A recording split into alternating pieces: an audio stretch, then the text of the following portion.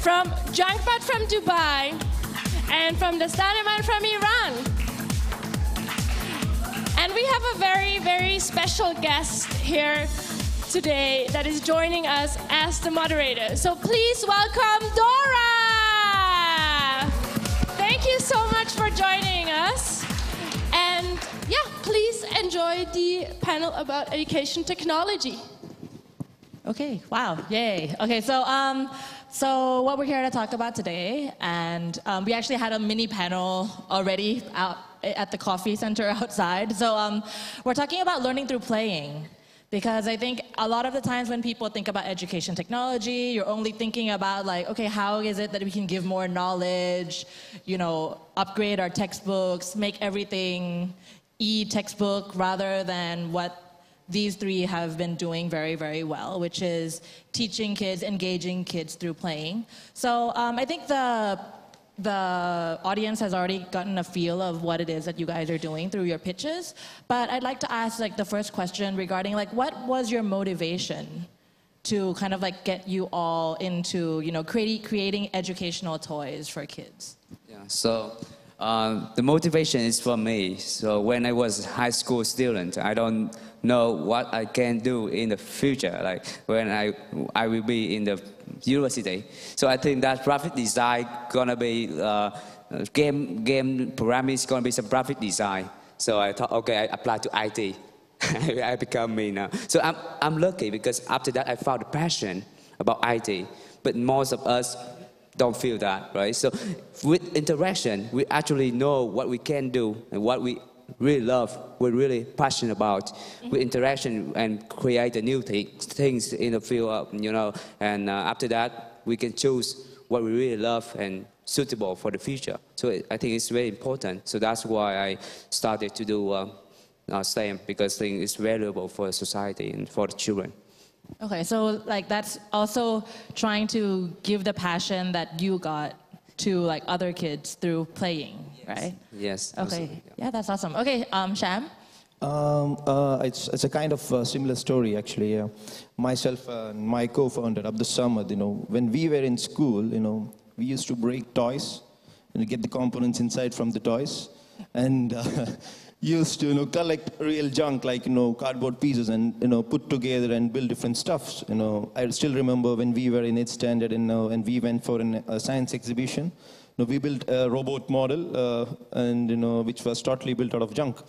And when we finished our college, you know, and we had this passion in our mind, and we met our co-founders back in Dubai, everyone sharing the same passion. We thought, you know, we should give this power to every kid.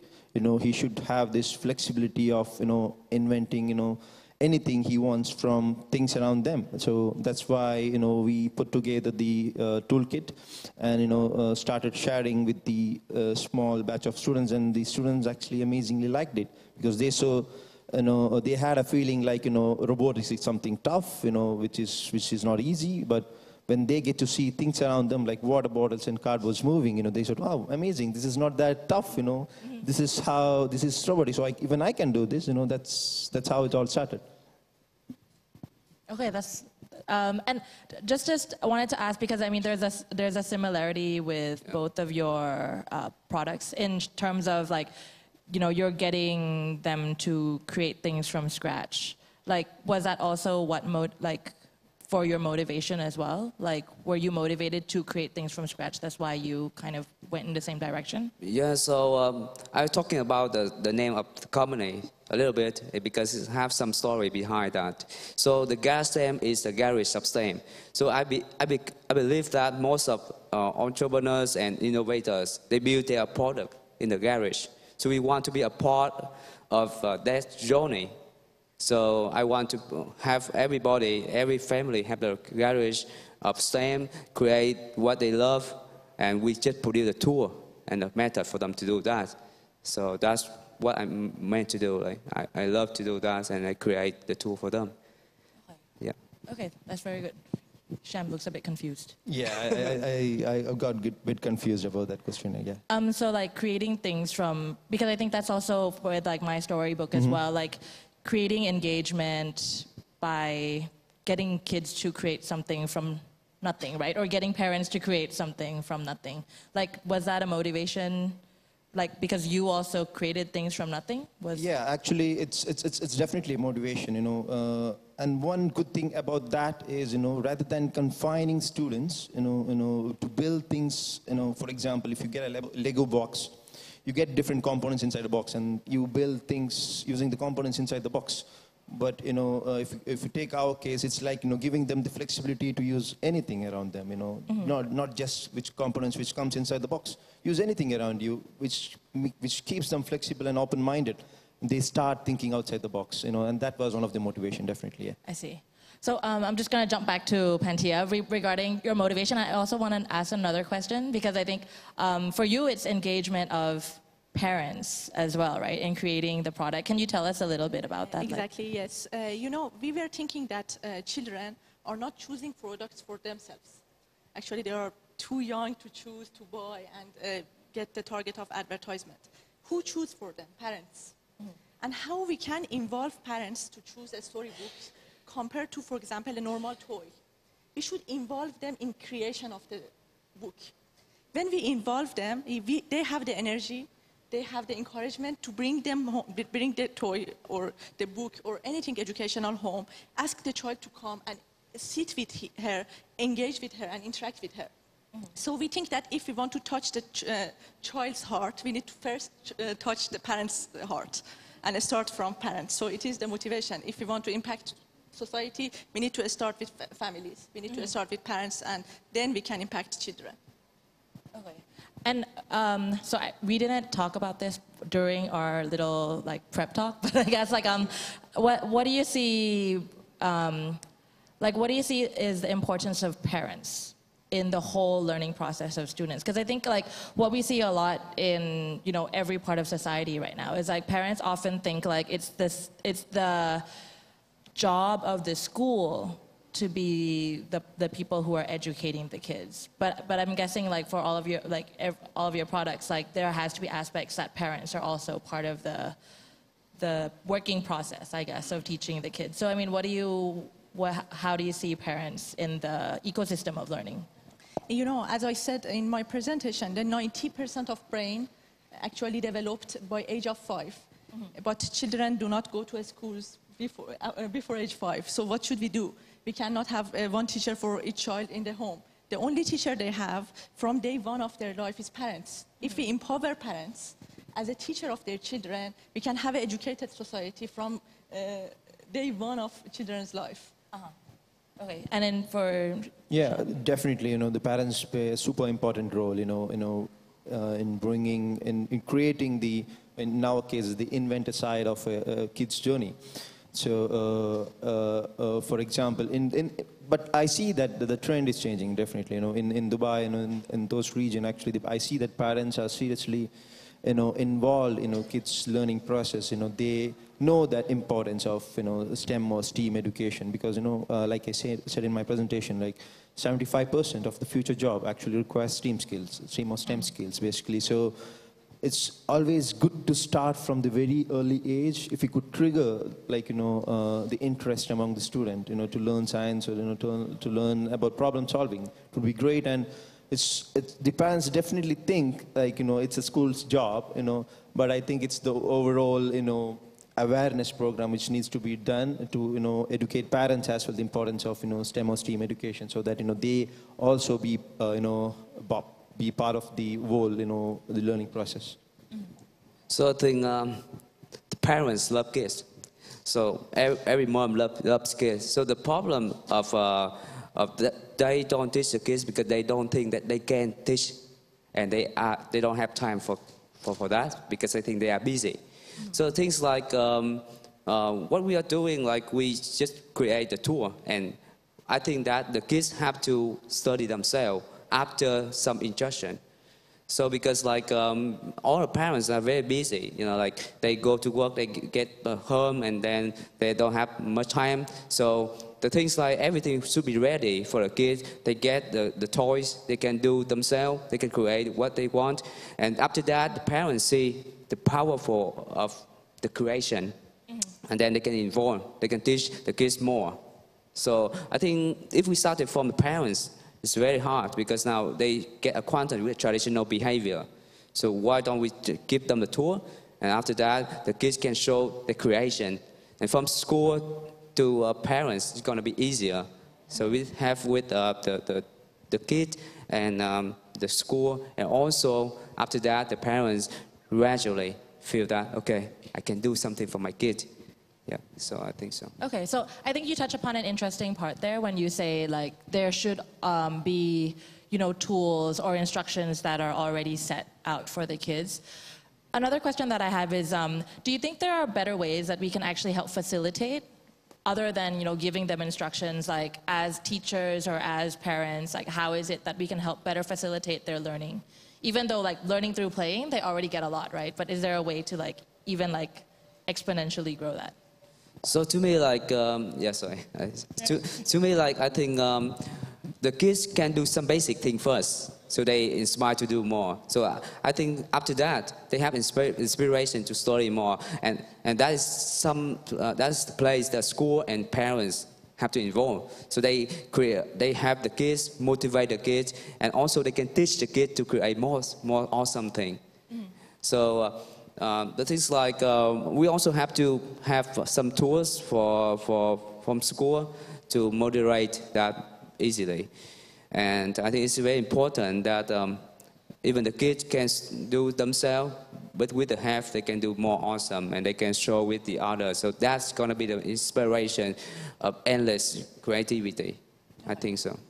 I think, you know, to make it more, you know, productive or effective, you know, I think we need to bring in topics which is already of interest of the kids, you know, like, you know, bringing in stories. Okay, for example, like, you know, even in junk pots, like, you know, integrating stories into the whole development process. So you have a story where you will have a mission, and, you know, and you get this hardware, you know, to you know, complete different missions of the stories, and end of the whole story, you complete a goal. So, you know, bringing in stories which is of their interest already, maybe, you know, bringing in, you know, Superman, Batman, and things like that into the learning process could be much more interesting. In Thailand, it's Pokemon. So as long as you have a Pokemon in any of the classes, and the kids will be happy. So that's how we motivate the kids. For you? Just one point I want to raise in addition, that when we involve parents as a part of the creation of the tool, and or the book or anything else, they feel that they can actually be involved more with the children. Okay. And this is the encouragement for the parents too. Closer to the mic. Okay, sorry. So I think that to facilitate, we need to involve parents as a part of the creation. Yes, yes. We need to involve parents more in the creation of the product, not only using the product, because they think that we need to buy something, hand over to the kid, and she start learning fast and quickly. It's not like that. You should sit with your kid, you should interact with your kid, and what we have done, and it was successful, is building a community of mothers who love to read for their children, and it was very successful because they feel proud to show that I am a reader, encourage other women, and we cannot access to all women online, but mothers can find each other, can talk to each other, and encourage other women to read for their children as well. I think that's a very interesting part, like the whole aspect of creating a community around, like a parent community. Because I think, you know, what Tim was saying a moment ago, like getting parents to kind of teach their kids more as well. But so many parents feel that they don't know what the teachers are teaching in class, right? So then that's why they feel disempowered to actually be able to do that well. So I guess another question that we have, and I think a lot of people in the audience would want to know, is regarding education technology. It's a bit different from all of the other kind of technologies that you see in the market, right? So what are the challenges, like from your perspective, regarding like education technology that might make it maybe a bit more challenging or maybe less challenging than the like fintech or the other types of technology out there? To me, it's like it's a hardware, right? And it's a lot of difficulties for me to solve this one because I am doing IT, and I have to find the hardware partners, and I have to moderate like the manufacturing and all of these stuff. Mm-hmm. So I think comparing to software, only, so it's much easier. So you have to take care of a lot of processes, and you have to make sure the product is suitable for the customers. That's the best place for the customer, and have to maintain the quality of the product.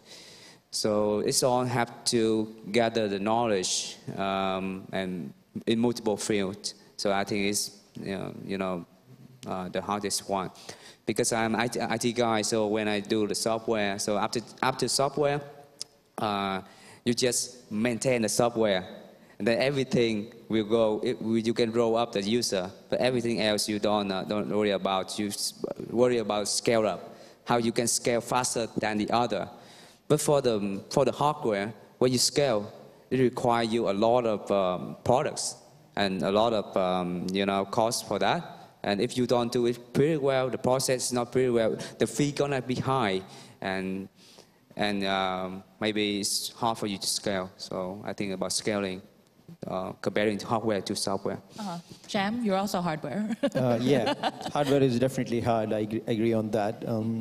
But in terms of edtech, I would say if your focus is on schools, the sales process would be very high, because the schools will have particular cycle where they budget the whole process, and you will have to wait for that cycle to sell your product. Once that is done, it's the next cycle.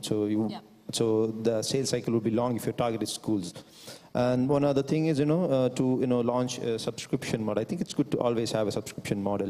When you are in edtech, and when it's hardware, it's a bit hard to push in subscription model. But there are definitely ways to bring in subscription and somehow get that push. And maybe if you are a hard tech, you should not only target schools, but you should have a vision to target the parents or the normal public through other channels as well. That's what I mean. Yeah. Yep.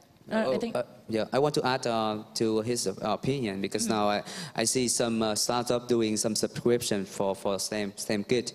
So you can subscribe, and every month or every week you have a new box. And after that, they gather the old box and put a new one. It's also a very interesting model that we can find out for the education. I want to raise a point, addition to what my friend said. We cannot, when we order food online, we expect the food come and we eat by the end. When we use technology to actually take a cab, we want to move from one place to another place. I mean, the physical things happen by the end, the physical, actually lifestyle things.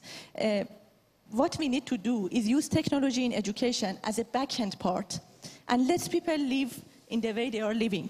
For example, parents want to read, use the technology to empower them to read a book, a specific or personalized for their child. I think that we shouldn't bring technology in the middle of their room and say that this is technology, use the technology from now. We need to get help of technology to empower them to live their lives in a better way, in a more effective way.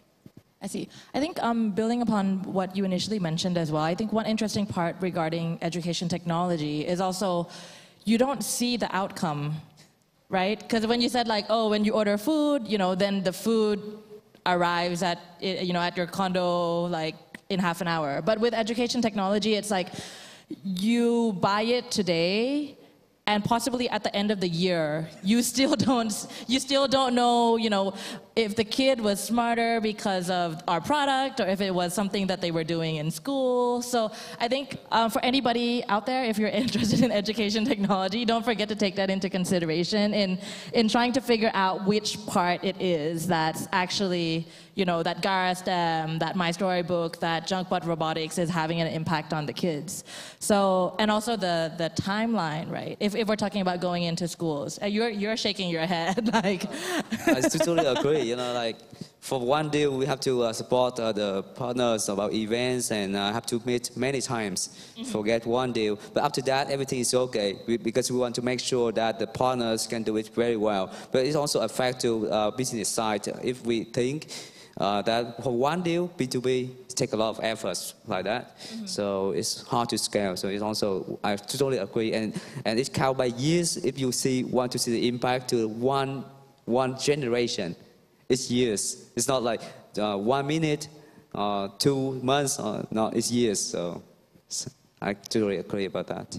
I think it's also differences in culture as well, right? So I mean, because you're all doing very well in your home country, but like what are the challenges that you find when you're, now we're talking like Vietnam, Thailand, or like what do you see like are the challenges there, I guess, in So scaling? to my opinion, so I think education should be localization. So it's based on the culture because every country have their own story, and I think so we have to put some culture in the educational content, and educational content is very important. And it's not just about translation, it's about how you put the culture in the book and how you inspire the children in the way the local teach. So that's what we are focusing on also. So localize the community, even online, it should be localized. Yeah. When we go to online shopping, there is some personalized recommendation for us. I bought a shoe before. When I log in again, I will say dress appropriate for that shoe. We have personalized advertisement in all websites, but for education, when a child go to a school, there is same book that the previous child had. There is no personalization for each child, but every child has different needs. They are different, and they come from different backgrounds. So we need to have personalization in also education as well, not only in advertisement and business things. So I think the focus is mostly on the things that bring back revenue immediately, not the things that impact the society years ahead of us. Yes. I feel that. Yeah, and when you said about the culture, actually, it definitely depends on culture. And that is basic. I've seen it many places where, you should have been also going through it. Girls in tech, there is a saying like, the girls are not in tech, they need to be pushed.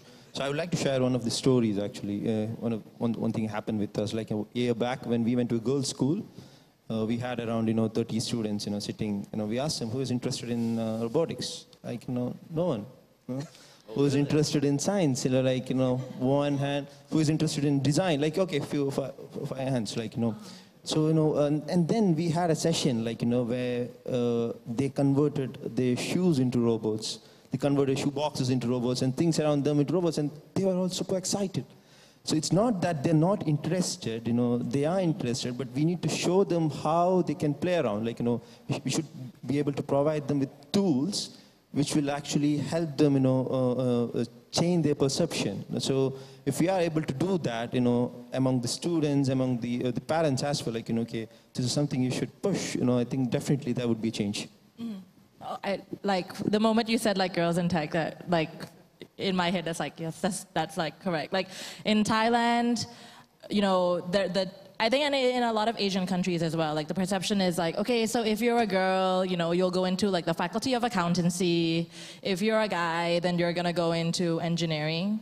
And I think it's very deep rooted into, what our parents tell us when we're young, what our teachers tell us when we grow up, So, and I think like with learning through playing, then that's really where you show them that it's not about gender, and it's not that you need to know something to be able to create a certain thing, but like anybody can create things regardless of their gender and their age. Like, does anybody? Sorry, this is just me being like feminist now, but like does anybody have any like other? Because I think we really need to kind of advocate for girls to be in tech just as well as like boys, right? So like, were there any other cases, I think storytelling is actually very, I think that's a great way to get girls. Maybe you should do like a joint, like, Exactly, yeah. Actually, we are already in talks. Okay, yeah, so like storybooks for girls to, be able to create like stuff out of like junkbot robotics, Do you have any other cases that like? Yeah, I see that everybody loves robotic and girls also. And, in the same class, in my case, like girls are more excellent than boys, because if the girl's doing robotics, she loves it. She really loves it. Like, if the boys doing robotics, maybe family force them to do. But if the girl join the robotic class, she's very excellent. So it's my case. I see the case like that, and I think that every children love robotics. If we show them the power of the STEM education, so they will enjoy it. Okay.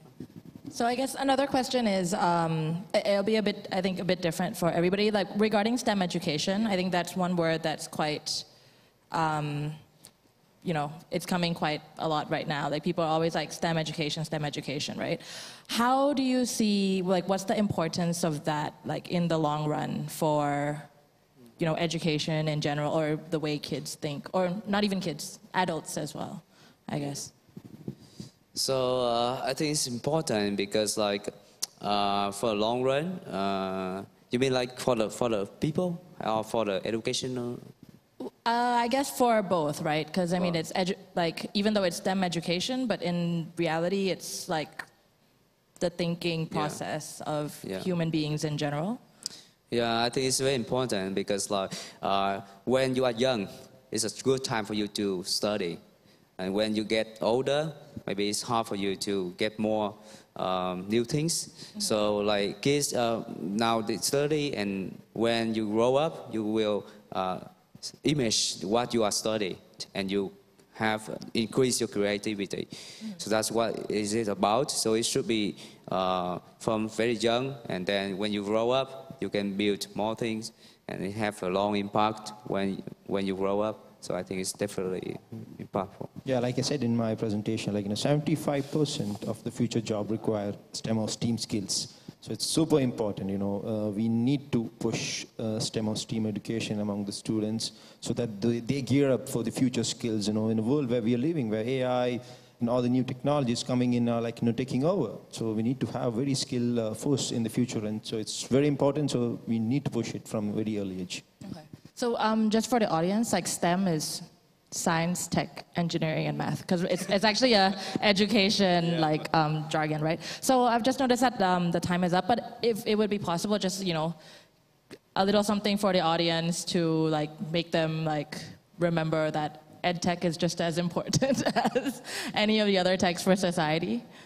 Do you? Okay, just I want to again mention that we need to start from parents. We need to encourage parents to get involved, because without parents, nothing will be happened. Exactly, we need to involve the future generation and the new technology. We need to provide access to tools, which will actually help them learn new things, and we all need to work together for that.